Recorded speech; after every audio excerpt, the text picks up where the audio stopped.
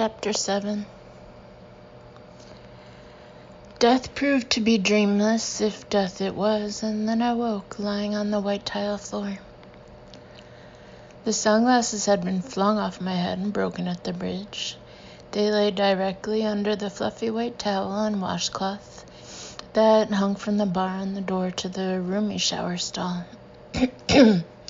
I was on my side in the fetal position, and I might have been crying for my mommy if Mother hadn't been a deeply disturbed woman who, during my childhood, had often threatened me with a gun.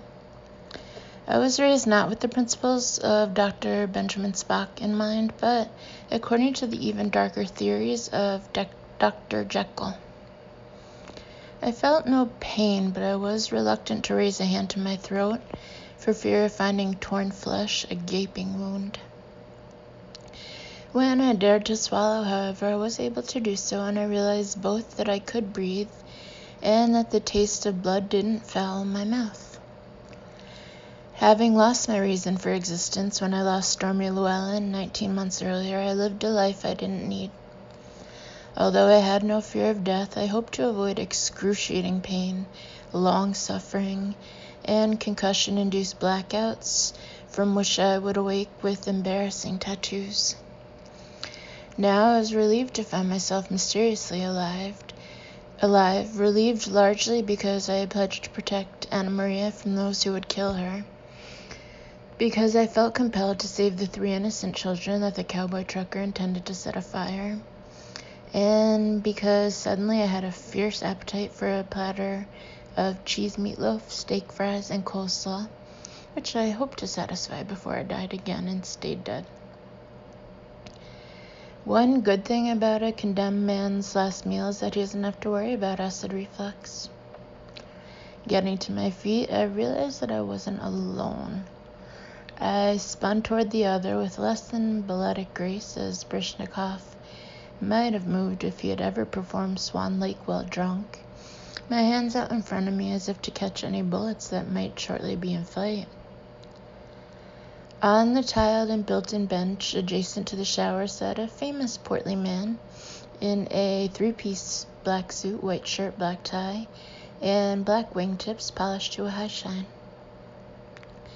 His round face, full cheeks, and 2 chins had been less pronounced, but evident even in photographs of him as a young child. Then as now, his lower lip protruded far past the upper. However, as both a boy and a man, he never appeared to be pouting, but seemed instead to be pondering some profound idea. "Mr. Hitchcock," I said, and he smiled. So soon after being shot dead and finding myself miraculously alive again, I wasn't ready for Alfred Hitchcock. Bewildered, I went to the sink, leaned toward the mirror, searched the reflection for the concrete walls and the single hanging light, for the dungeon or abattoir or whatever the place had been, but saw only the clean, bright shower room. I have never liked looking at myself in a mirror. I don't know why exactly. I'm not movie star handsome, but I'm not the creature from the Black Lagoon either. I'm pretty much a face in the crowd, which is a blessing when, like me, you have a reason not to draw attention to yourself. There's just something unsettling about studying your reflection. It's not a matter of being dissatisfied with your face or of being embarrassed by your vanity. Maybe it's that when you gaze into your own eyes, you don't see what you wish to see, or glimpse something that you wish weren't there. At least my face was not splashed with blood, and my eyes were not dead flat, yet fevered like those of a zombie. I didn't know what it felt like to be a lingering spirit, unwilling to pass over to the other side, but I was certain that it didn't feel like this. If the encounter with the rhinestone cowboy had not been a hallucination or a vision of a future confrontation, if I had in fact been shot in the throat and killed, I was nevertheless alive again by virtue of a miracle. I didn't try to puzzle through how such a thing could be. The world is filled with mysteries, and I have learned that every mystery will either explain itself or it won't. I can't force nature to draw back her curtains and reveal the hidden machinery that constitutes the true workings of the world. When I turned once more to Mr. Hitchcock, the great director gave me 2 thumbs up.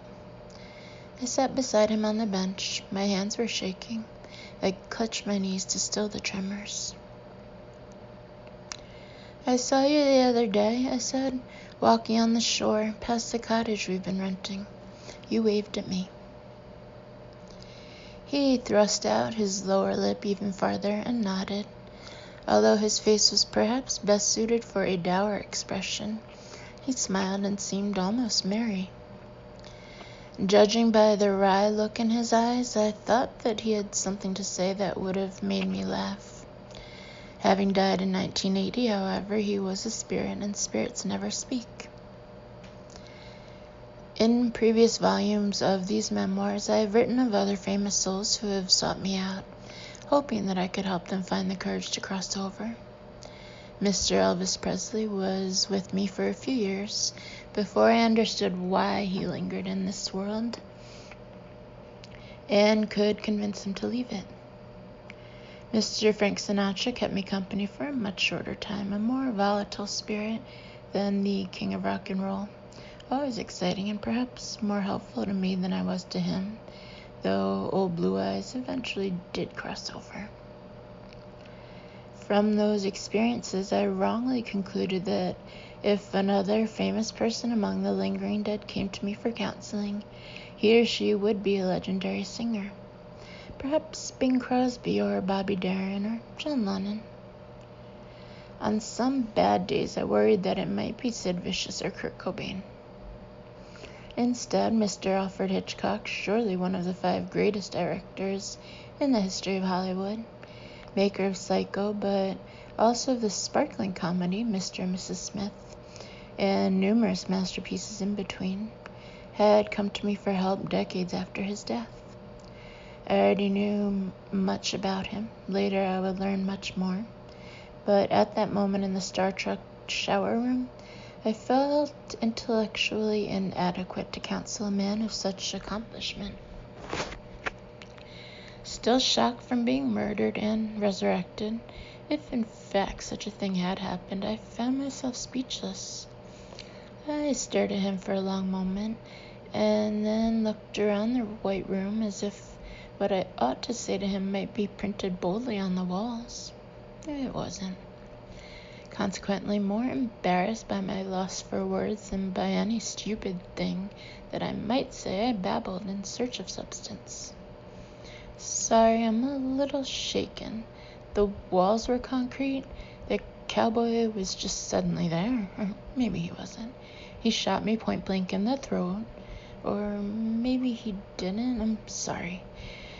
You don't know about the cowboy. He's not a cowboy, really. He drives a big truck, not a horse. Nobody drives a horse, of course. It doesn't have wheels, but you know what I mean. The creep called me Johnny Appleseed. Not that the name Johnny Appleseed is an insult. Johnny was a really great guy.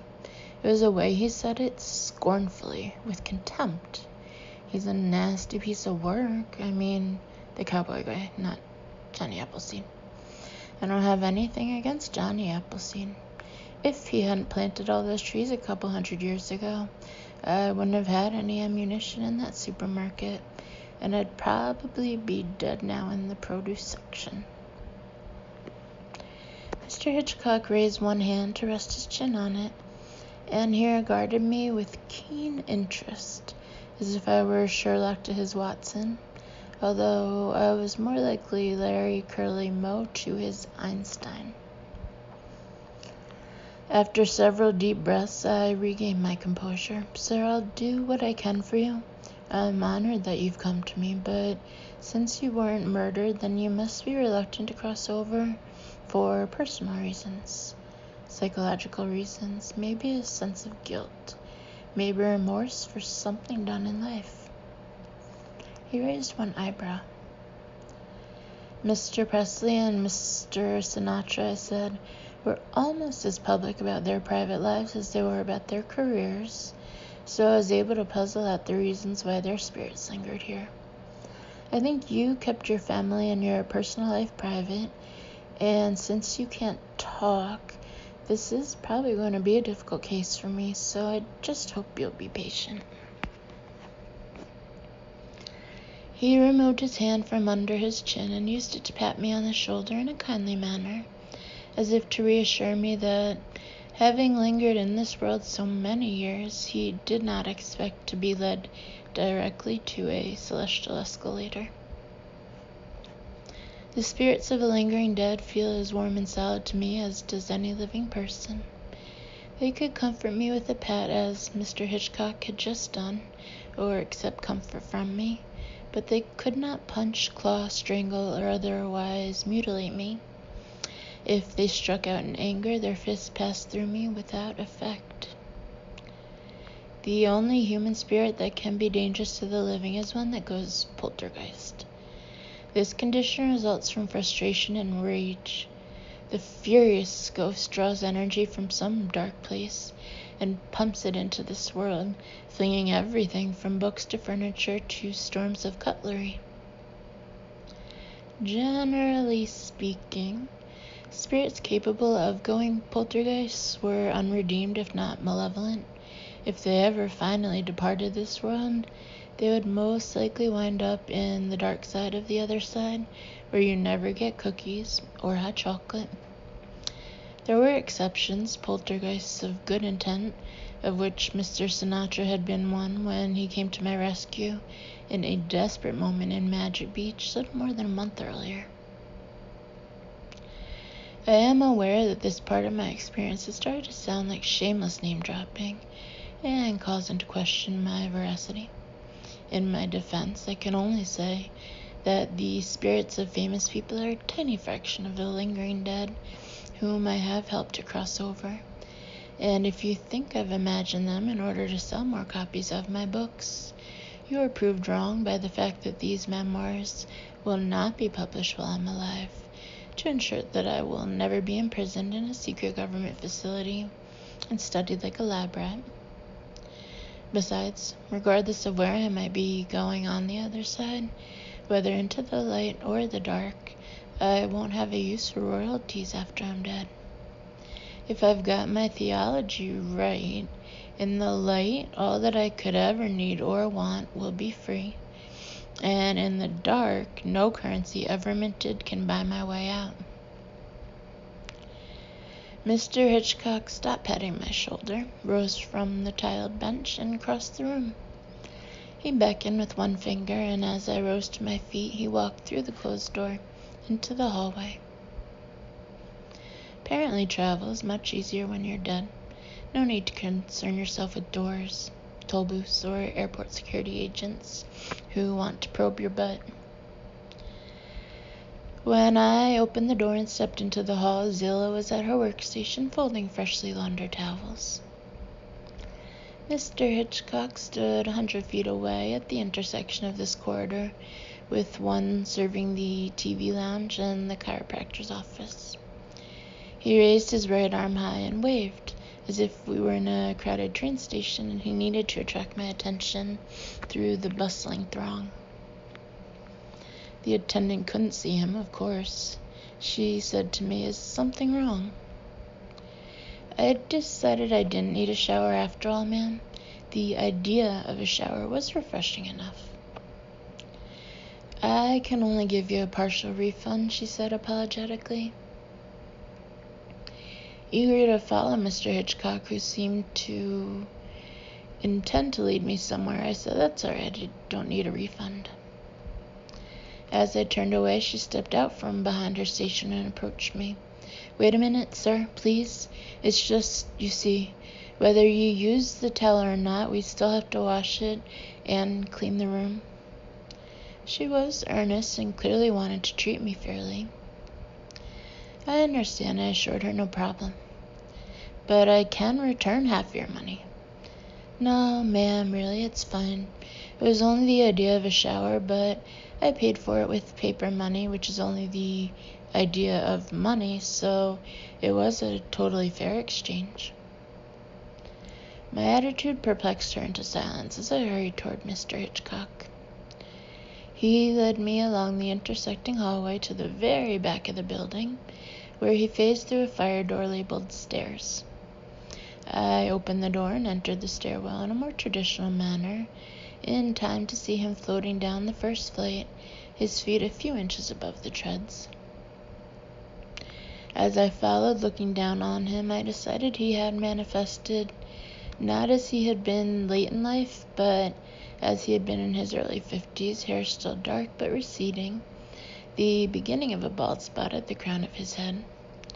He was born in 1899, so his 50s were the 1950s, a decade in which he made Rear Window, Dial M for Murder, Strangers on a Train, North by Northwest, To Catch a Thief, The Wrong Man, and Vertigo. More classic films than most directors produce in a lifetime.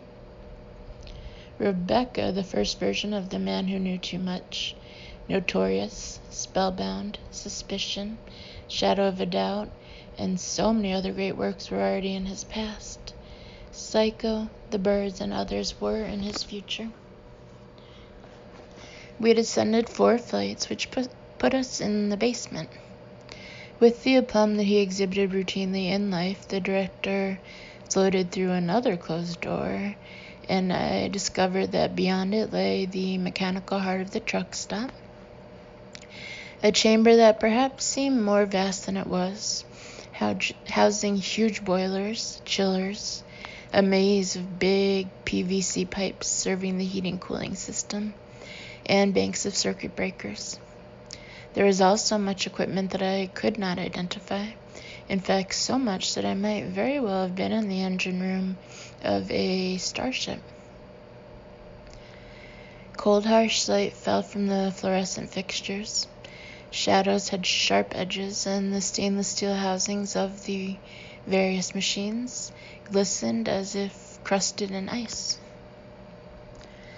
Mr. Hitchcock cast no shadow at any time, of course, and my own shrank under my feet as we came to a halt beneath a large array of fluorescents in what seemed to be the center of the room. He put one finger to his lips, suggesting silence, and then tilted his head to the right, cupping a hand around that ear in a theatrical gesture, which reminded me that he had begun his long career in silent films. I cocked my head too, and we stood there in a comic posture, as if we were Laurel and Hardy, puzzling over the source of a peculiar sound that would prove to be a block and tackle failing in the moment before a piano dropped on our heads. The humming and purring of the machinery had no menace, however, and I heard nothing else, certainly nothing that would put the hairs up on the nape of my neck. But then I did hear something, 2 men arguing, their words muffled and not quite decipherable, yet close.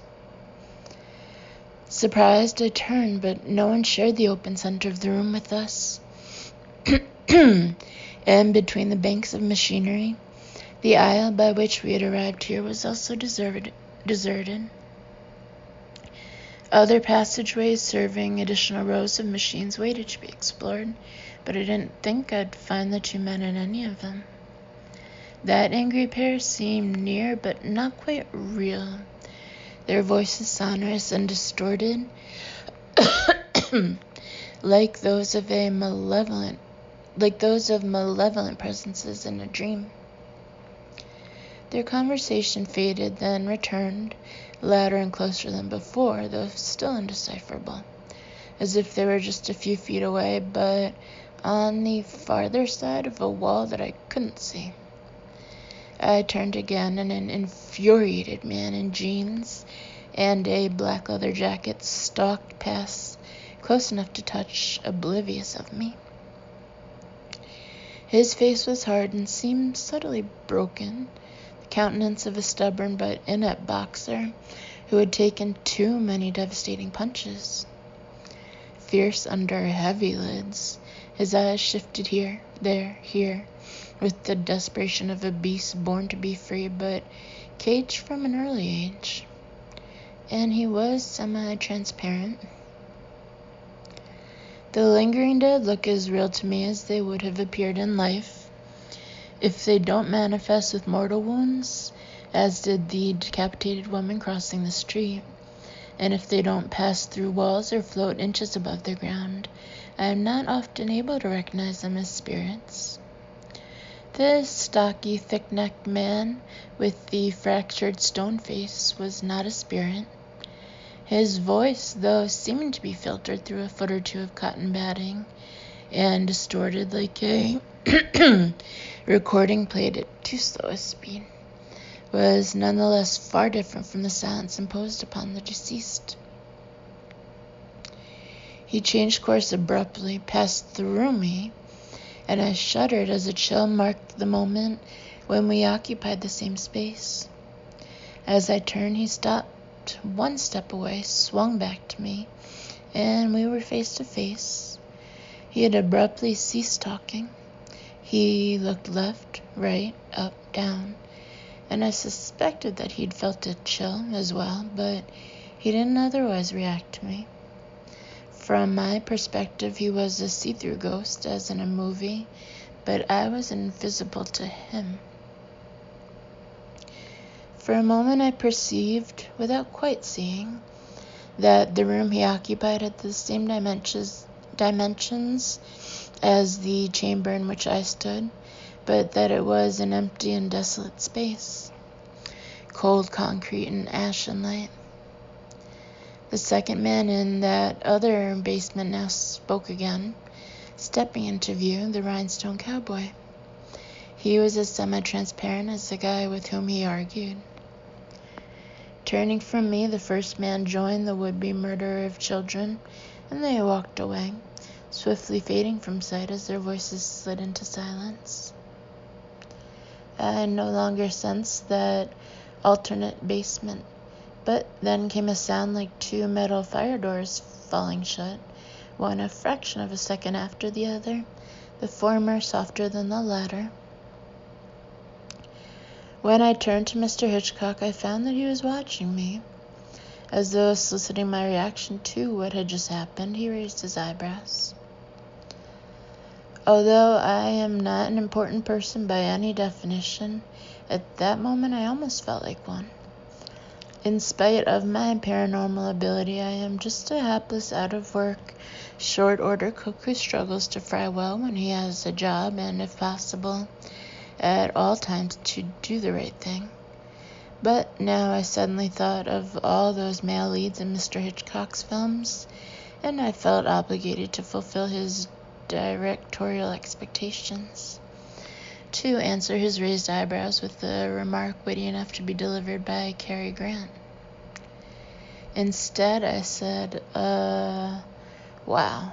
See, the thing is, I don't understand. Where were those two men? Where are they now? Was their argument something that happened here earlier, or something that'll happen in the future?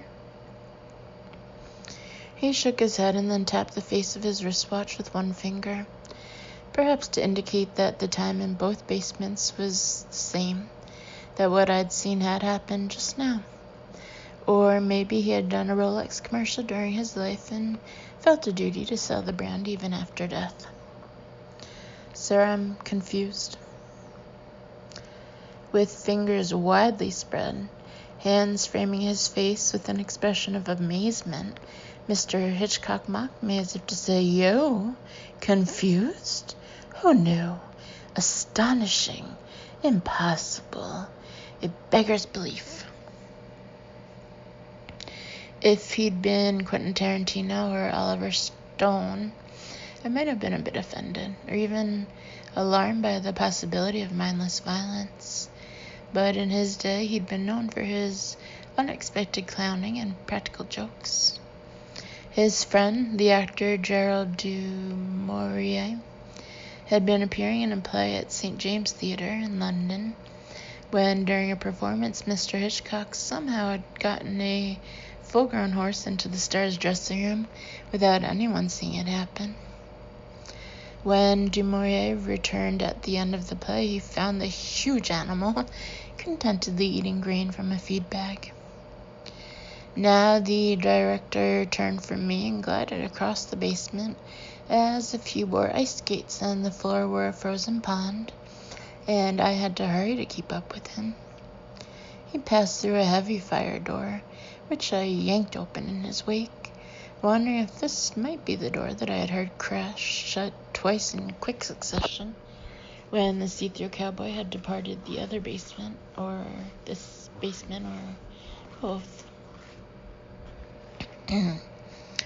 With my confusion growing more profound, I rushed along a drab corridor to a pair of elevators, the smaller for people, the larger for freight, where Mr. Hitchcock stood. As I arrived, a bell sounded, the first set of doors slid open, he stepped into the waiting car, and I followed him.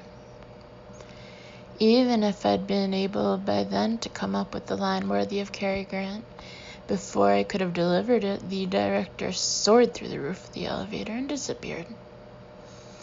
I had never known a ghost to be this exuberant, this frolicsome, and his apparent delight in his supernatural abilities flummoxed me. Stepping out of the elevator into the hallway lined with shops on the main floor of Star Trek, I spotted Mr. Hitchcock to my right, standing by the service map kiosk in the lobby. He raised his right arm high and waved at me, as though I might not recognize him among the dozen or so truck drivers currently entering and leaving the building.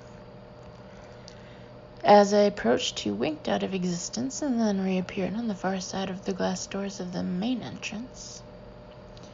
Exiting the building, joining Mr. Hitchcock, I sensed the cowboy nearby, although he was nowhere in sight.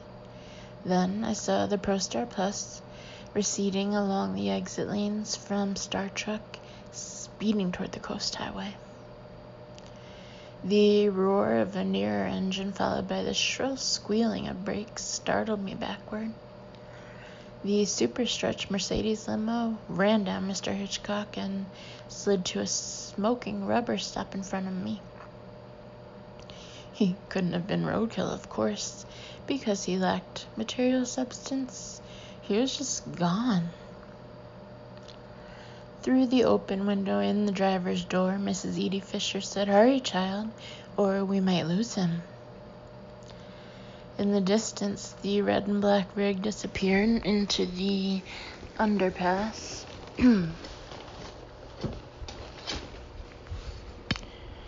Beneath the highway. I darted around the car, climbed in the front passenger seat, pulled my door shut, and glanced through the open privacy panel into the passenger compartment. Where is he? Of course, Mrs. Fisher didn't know that I was looking for Mr. Hitchcock, who I thought must have entered the limousine through the undercarriage. Perched on her booster pillow, barely able to see over the steering wheel, piloting the immense car around the service island, she said, "You called him a flamboyant rhinestone cowboy, but I saw him, and there's no honest honky-tonk in that man. He's flam with none of the buoyant, all deceit, lies, trickery. Planning murder, is he? Child, you need to take him down."